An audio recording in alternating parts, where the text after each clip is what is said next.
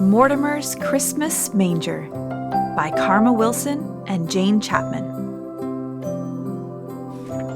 In a big house lived a wee mouse named Mortimer. He dwelled in a dark hole under the stairs. Nobody ever noticed little Mortimer, and Mortimer liked it that way. But he didn't like his hole. "Too cold, too cramped, too creepy," squeaked Mortimer.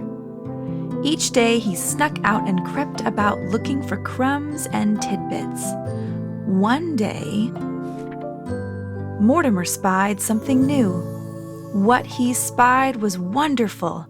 He saw a huge tree covered with twinkling lights. Nestled on top was a bright, shining star, but something even better than the tree itself sat next to it on a table. Mortimer sighed with delight. "A house just my size." But the house was so high, and Mortimer was so low. "I'll climb up the tree," said Mortimer. It made a perfect ladder for a mouse. Up, up, up Mortimer climbed. Down, down, down ornaments crashed. Finally, he reached the table. "Perfect," said Mortimer. "Not cold, not cramped, not creepy. Cozy, but who are you?" Mortimer had never seen people so small, almost as small as himself. He had never seen such strange animals either. Tap, tap, tap. Mortimer knocked, but no one answered. Tap, tap, tap. No one moved an inch. "I see," Mortimer squeaked.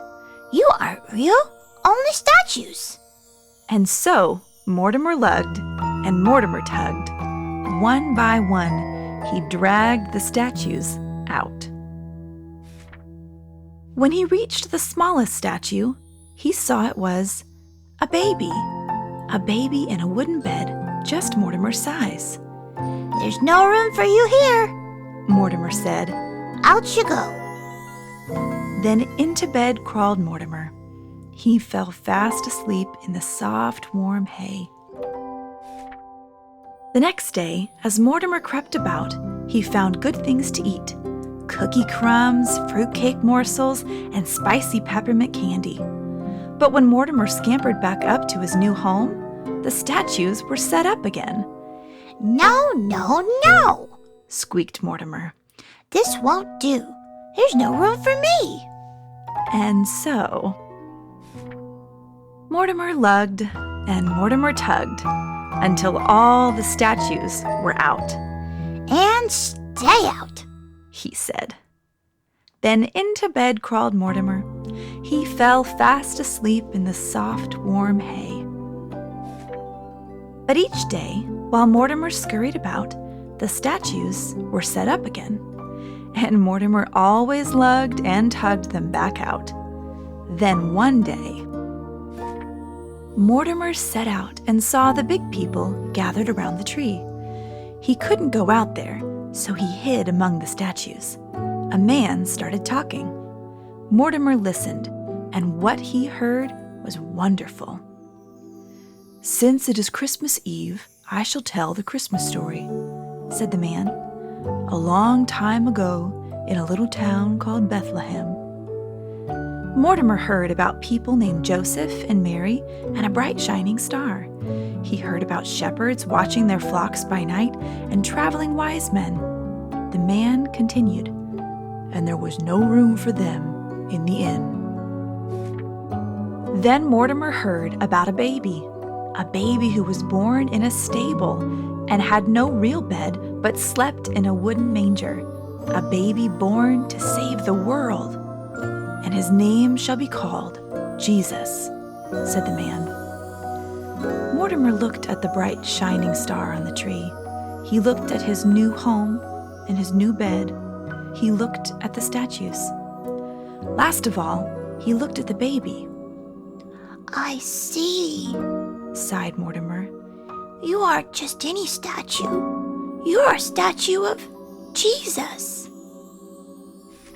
Mortimer sniffed. Mortimer snuffled.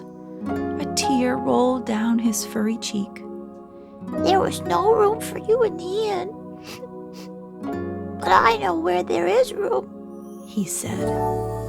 And so, Mortimer lugged and Mortimer tugged. Soon he dragged all the statues back to where they belonged.